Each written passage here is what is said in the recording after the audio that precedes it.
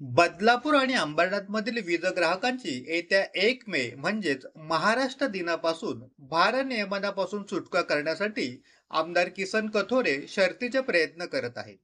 येत्या 30 एप्रिल पर्यंत जांभूळ उपकेंद्र येथे 50 MVA चा नवीन ट्रान्सफॉर्मर कार्यान्वित करण्यात येणार असल्याची माहिती त्यांनी शनिवारी आयोजित पत्रकार परिषदेत दिली.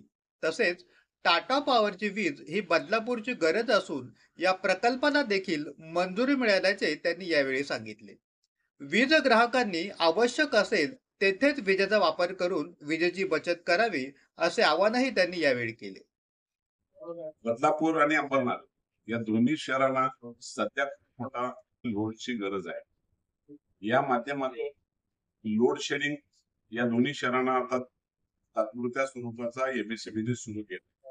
लोडच सँक्शन नसल्यामुळे फार मोठी अडचण या दोन्ही शहरांची झालेली आहे आणि त्यासाठी आपण पर्याय म्हणून आपण सध्या तात्पुरता एक जांभूळचं एक स्विचिंग मोठं घेतलेलं आहे.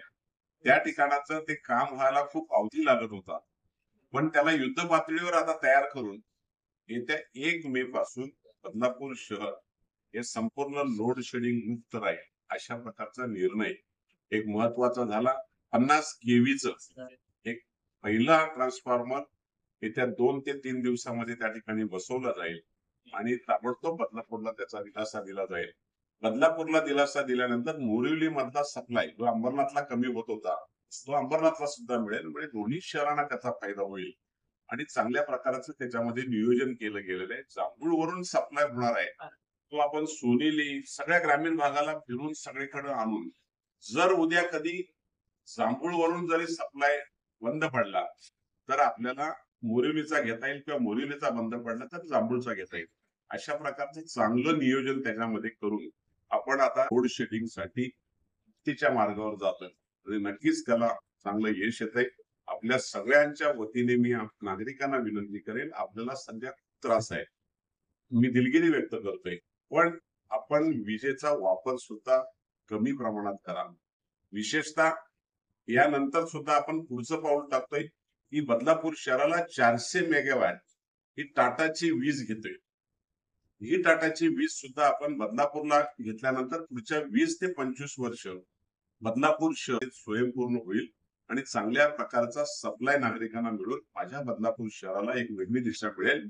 ग्रामीण भागाला सुद्धा त्याचा चांगला, वांगणी पासूनच्या सगळ्या पट्ट्याला त्याचा चांगला उपयोग होईल आणि चांगल्या प्रकारचा वीज पुरवठा आपल्याला मिळेल अशा प्रकारचा विश्वास आपल्या मार्फत मी सगळ्या जनतेला देतो. टाटाची जी जागा आपण मोफत देतच नाही, टाटाला जागा देतोय आपण, त्याचा रितसरपणे नगरपालिकेला त्याचा पैसे भरले जातील आणि कुठल्याही प्रकारची मोफत जागा देण्याची किंवा टाटाची मागणी सुद्धा मोफतची नाहीये.